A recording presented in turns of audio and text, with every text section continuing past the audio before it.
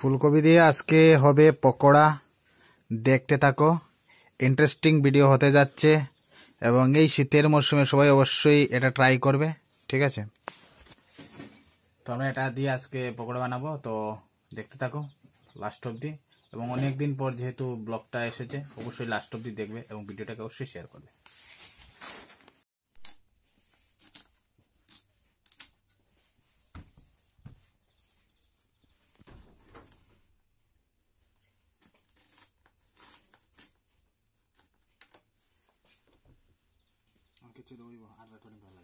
ফুলকপিকে ভালো করে কেটে নিয়েছি একটা নর্মাল সাইজে।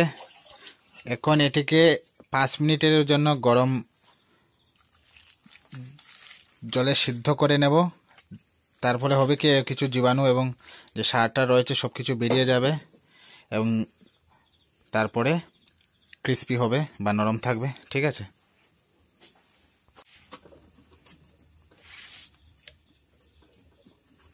সিদ্ধ করার জন্য ফুলকপিগুলো দিয়ে দেবো ভালো করে।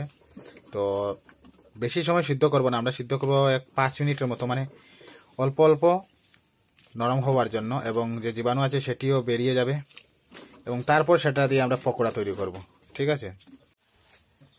এখন যেই সময়টাতে ফুলকপিটা সিদ্ধ হবে সেই সময়ে আমরা বেসন রেডি তৈরি করে নেব মশলার জন্য, এবং একটু আমরা স্পাইসি করব কারণ আমরা একটু ঝাল পছন্দ করি, তো সেখানে এবং কালারের জন্য আমরা সামান্য কাশ্মীরি মরিচ ব্যবহার করব, ঠিক আছে? ধনেপাতা আমরা ব্যবহার করব না, ঠিক আছে? আর বাকি যা নর্মালি মশলা আছে সেটা ব্যবহার করো, দেখতে থাকো। এটা হচ্ছে আমাদের বেসন, ঠিক আছে? আমরা যে বেসন নেব মোটামুটি একটু ভালোই কোয়ান্টিটি নিয়ে নেব আমরা, সেটার আমরা তৈরি করব। এতটুকু হইব না, আর একটু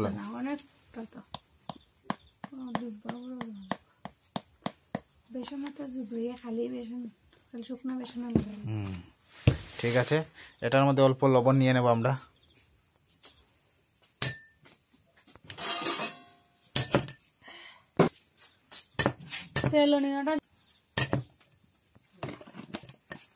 মশলাটারে ভালোভাবে মিলাই লিমু, তারপরে এটারে আমরা এটার মধ্যে দিয়ে দেব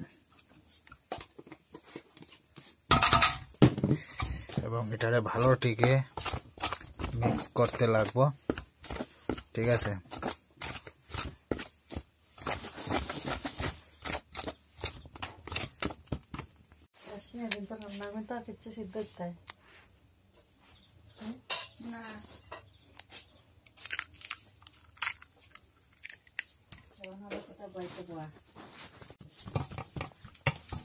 মোটামুটি হয়ে গেছে গিয়া, একটু জল দাও ওইখানে,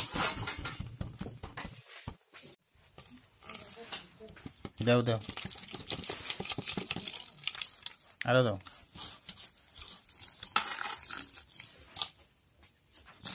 এটা সেটা আমরা মিশ্রণটা তৈরি করে নিয়েছি, দেখতে পাচ্ছ, খুবই ডিলিশিয়াস হবে আশা করা যায়।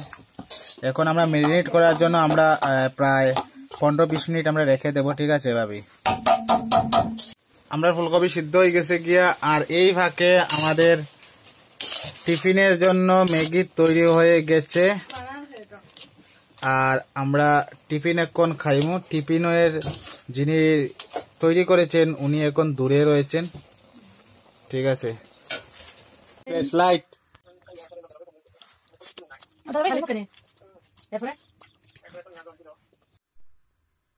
দিয়ে দিলাম তেল পকোড়ার জন্য। পকোড়া রান্নার তেল একটু বেশি লাগে, কিছু করার নাই, 200 টাকা দাম। তখন অফ করিলাও। যখন এরকম গরম ভাপ বাড়বে তখন আমরা দিয়ে দেব আমাদের বেগুন ফুলকপি পকোড়া, ঠিক আছে? আর ফুলকপি পকোড়াটা অ্যাকচুয়ালি শীতের দিনেই খেতে ভালো, কারণ তখন ফুলকপির একদিকে দামও থাকে কম আর একদিকে স্বাদেও থাকে ভালো। তার মধ্যে যদি জুগালি ভালো হয় তাহলে তো আরো ভালো। এখন আগুনটাকে আমরা একটু কমিয়ে নেব, বাস।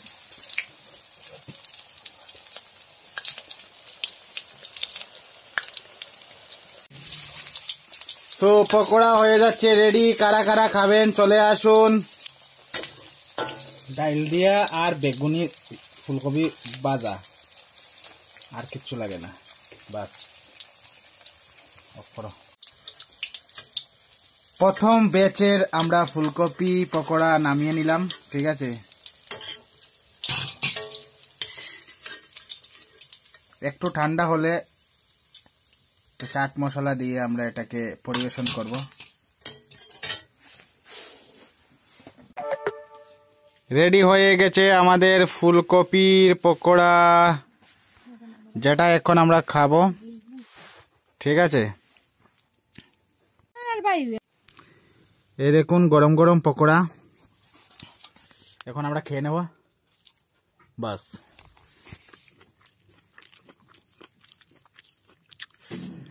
খুবই নরম হয়েছে।